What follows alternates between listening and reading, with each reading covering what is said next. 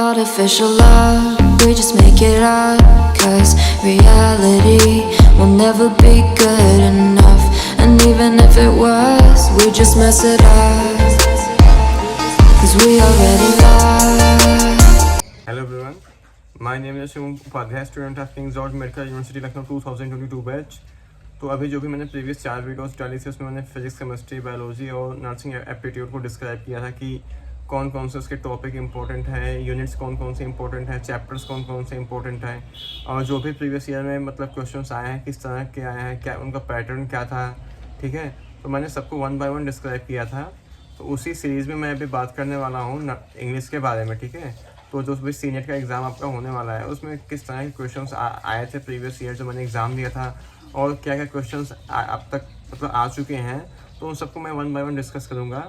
तो सबसे पहले अगर मैं बात करता हूँ तो जो अगर इंग्लिश की बात करूँ तो इंग्लिश में जो आता है वो ग्रामर पोर्शन उसका आता है। ठीक है, तो उसमें जो सबसे पहला जो क्वेश्चन का टाइप होता है वो कॉम्प्रिहेंसन टाइप होता है कि है ना, आपको एक कॉम्प्रिहेंसन दे दिया जाएगा और उसमें से आपसे क्वेश्चंस पुट अप किए जाएंगे, तो आपको वहाँ से आंसर करना होगा। तो ये भी मतलब कोई बहुत ऐसा टफ नहीं होता है, इजी होता है। बस आपको करना उसमें इस क्वेश्चंस को आप करने का जो अप्रोच क्या होना चाहिए कि आपको आप ध्यान से जो क्वेश्चन दिया पैसेज जो दिया गया है उसको आपको ध्यान से पढ़ना है, क्योंकि जो क्वेश्चंस होते हैं उन्हीं पैराग्राफ में से पुट अप किए जाते हैं। तो बस आपको एक बार क्या करना है कि ध्यान से रीड आउट कर लेना है, तो वहाँ से क्वेश्चन अगर ध्यान से पढ़ोगे तो हो जाएंगे उसके बाद आता है सिनोनिम्स।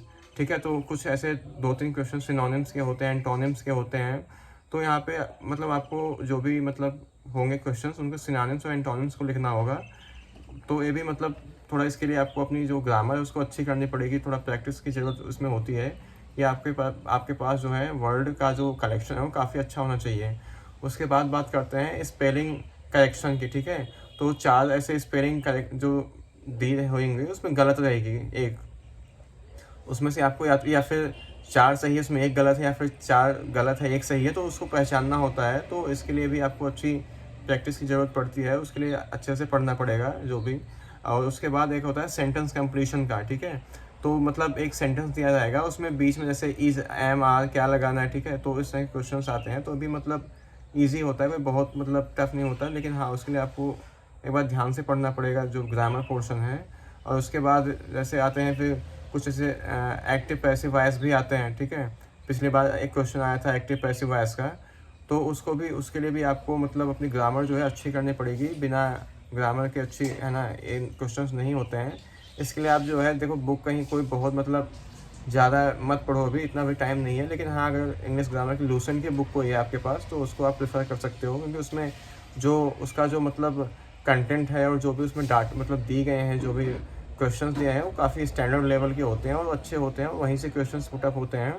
और इसके अलावा भी आप मतलब यूट्यूब से भी हेल्प ले सकते हो, बहुत सारे ऐसे चैनल्स हैं जिन्होंने अपने मतलब वीडियोज़ इस पर अपलोड किया हुआ है इंग्लिश को लेकर के, तो वहाँ से भी एक बार आप मतलब प्रैक्टिस के लिए यूट्यूब से आप यूट्यूब को प्रेफर कर सकते हो। लेकिन जो अगर आपको प्रैक्टिस करना है ना, आपको समझना है कि कैसे क्वेश्चंस को करते हैं, अगर क्वेश्चंस करने का अगर अप्रोच आपको तरीका है ना सीखना है, तो उसके लिए आप लूसेंट की बुक जो है प्रेफर कर सकते हो।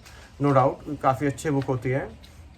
इसके अलावा भी अगर आपके पास कोई इंग्लिश ग्रामर की कोई ठीक ठाक बुक है तो आप उसको भी प्रेफर कर सकते हो। उसमें है ना कोई नहीं कि लूसेंट हो तभी पढ़ो तभी वहाँ से क्वेश्चंस होंगे, कोई उसमें बहुत बड़ी बात नहीं। बट हाँ अगर आपके पास लूसेंट है तो काफ़ी बेटर बुक है, वो अच्छी बुक है, तो आप वहाँ से पढ़ सकते हो। तो जो सीनेट का एग्ज़ाम होता है इसमें बेसिकली मतलब 20 क्वेश्चंस आते हैं इंग्लिश के और 20 जो है जीके के आते हैं। तो जो इंग्लिश का वेटेज होता है वो बस उसका 20 क्वेश्चन 200 में सिर्फ 20 क्वेश्चन ही आते हैं, और जो 20 क्वेश्चन आते हैं काफ़ी मतलब इतना ईजी भी नहीं होता है, बट हाँ मॉडरेट लेवल के क्वेश्चंस होते हैं, तो आपको उसके लिए एक अच्छी प्रैक्टिस की ज़रूरत पड़ती है। ठीक है, बिना अच्छी प्रैक्टिस के आप क्वेश्चंस इंग्लिश के नहीं कर पाएंगे, नो डाउट है ना। काफ़ी मतलब इसका जो स्टैंडर्ड होता है अच्छे लेवल के क्वेश्चंस आते हैं।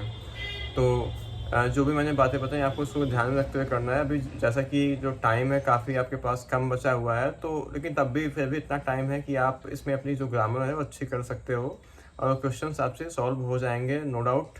तो अगर आपको वीडियो अच्छी लगी हो तो please do subscribe and press the bell icon for the upcoming videos. Thank you so much. Got you in my sight. I keep all the words you said to me. I'll get you on your knees. Rewrite all the things you said that I should be. I'll get you, now you like me please.